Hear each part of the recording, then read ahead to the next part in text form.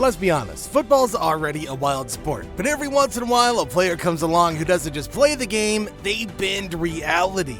Whether it's their personality, habits, or just pure chaos theory that makes you look twice and ask, is this guy for real?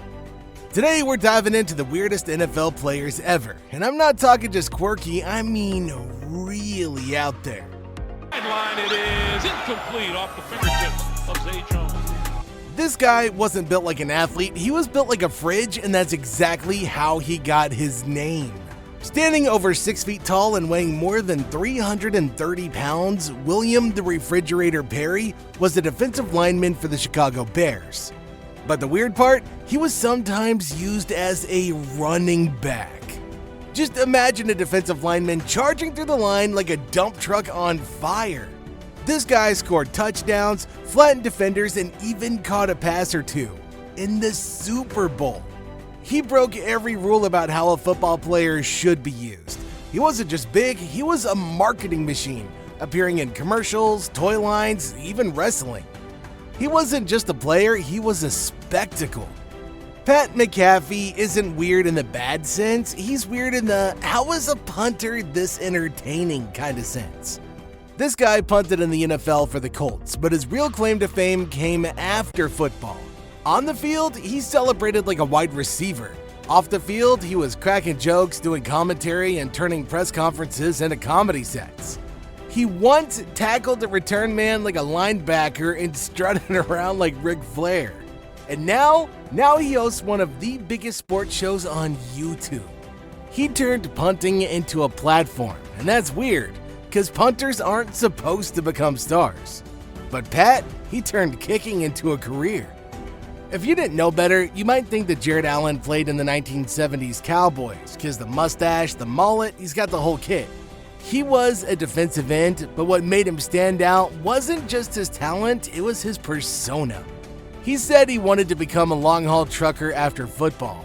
He wore cowboy boots, he roped cattle, and even competed in rodeos. But on the field, the guy was terrifying. He racked up sacks like crazy and celebrated with a pretend calf roping move. He once claimed he only needed 3 hours of sleep and a can of dip to dominate. Allen looked like a throwback, played like a beast, and acted like somebody from a Clint Eastwood movie. Let's just say if you met Bill Romanowski in a dark alley, you'd probably cross the street. Known as one of the dirtiest players in NFL history, he didn't just bend the rules, he stomped on them. He punched teammates in practice, spit in opponents' faces, and was known for late hits and cheap shots. He played like a man possessed, constantly crossing the line between intense and outright insane. But despite all that, he did have a long, successful career and 4 Super Bowl rings. But you ask anybody who played against him and they'll tell you, Bill Romanowski was just wired differently. If you don't know beast mode, you don't know weird. Okay, Marshawn Lynch was one of the most dominant running backs of his time, but he wasn't just known for breaking tackles. He hated interviews so much that he once sat through a press conference answering every question with the, "I'm just here so I won't get fired." On the field, he celebrated with Skittles. Off the field, he gave bizarre, deadpan interviews. He once drove a cart on the field in college after a win. Just hopped in and took off for a joyride. He was raw, funny, unpredictable, and unapologetically himself.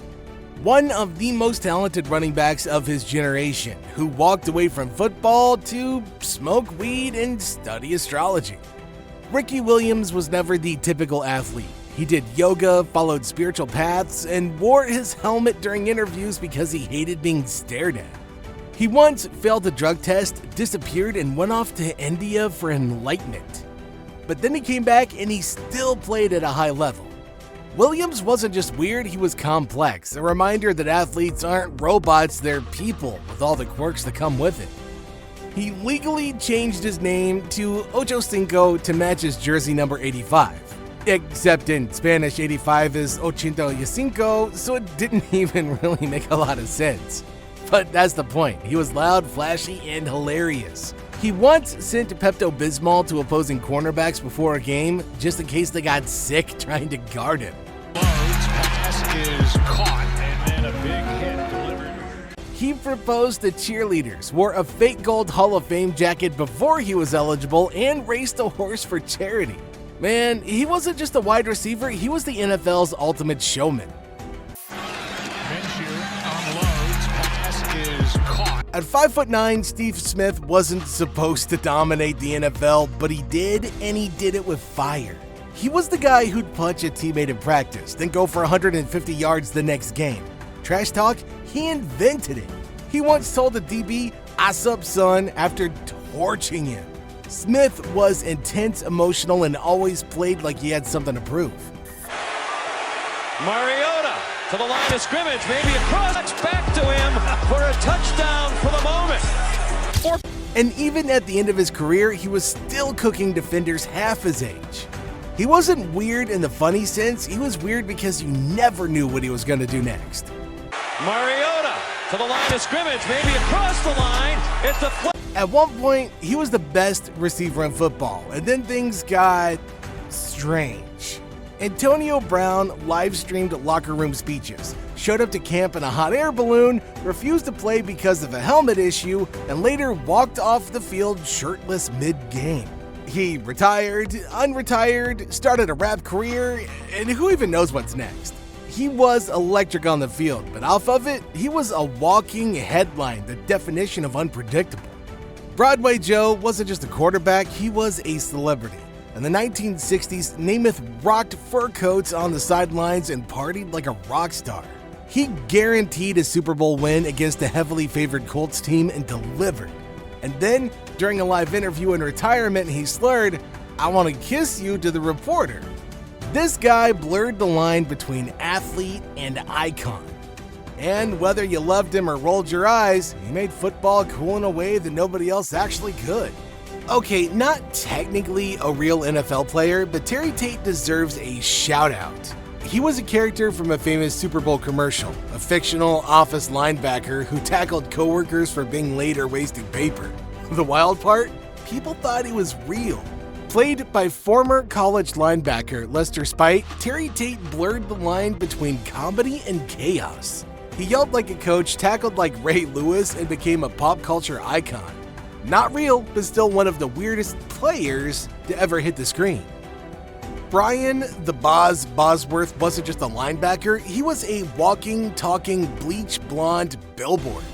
He wore crazy hairstyles, trash-talked legends like Bo Jackson, and starred in movies before his NFL career ever even really started. He had all the hype in the world, but Bo Jackson trucked him so hard on one play that it lives on in highlight reels forever. Bosworth flamed out of the league fast, but his persona? Larger than life. Weird, loud, and unforgettable. That's one fly, and there's no one over there. Can't react. Unforgettable. A 340-pound defensive tackle who was just as entertaining off the field as he was on it.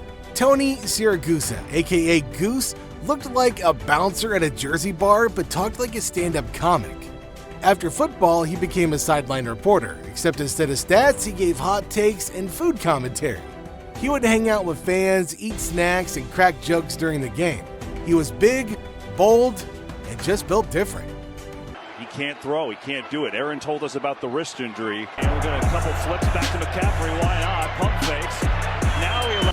Tebow Mania wasn't just hype. It was a full-blown cultural event. The guy threw ducks, couldn't hit wide-open receivers, and still somehow won playoff games. Known for Tebowing, or dropping to one knee in prayer, he divided fans like none other. And then he quit football to go play minor league baseball and then came back as a tight end. Tebow's journey was strange, inspiring, and confusing all at once. He might not have been the best quarterback, but he was definitely one of the weirdest. 20-minute delay. 20 minutes? I can only imagine the scramble officials were going through. And that's a wrap on the weirdest NFL players ever. From punters turned podcasters to wide receivers who raced horses, football has never been short on crazy characters. These guys didn't just play the game, they flipped it upside down. And whether you laughed, cringed, or you just said, "What the heck's going on?" They left a mark that you're never gonna forget. Quickly connecting underneath and then turning the corner with that speed is Evan Ingram. If you enjoyed this video, subscribe to the channel and press the bell icon. Trust me, the next one's even wilder. And hey, do me a favor. Share this with a friend who thinks football is just touchdowns and stats. They gotta see this side of the sport. And until next time, stay weird, stay legendary, and I'll see you in the next one.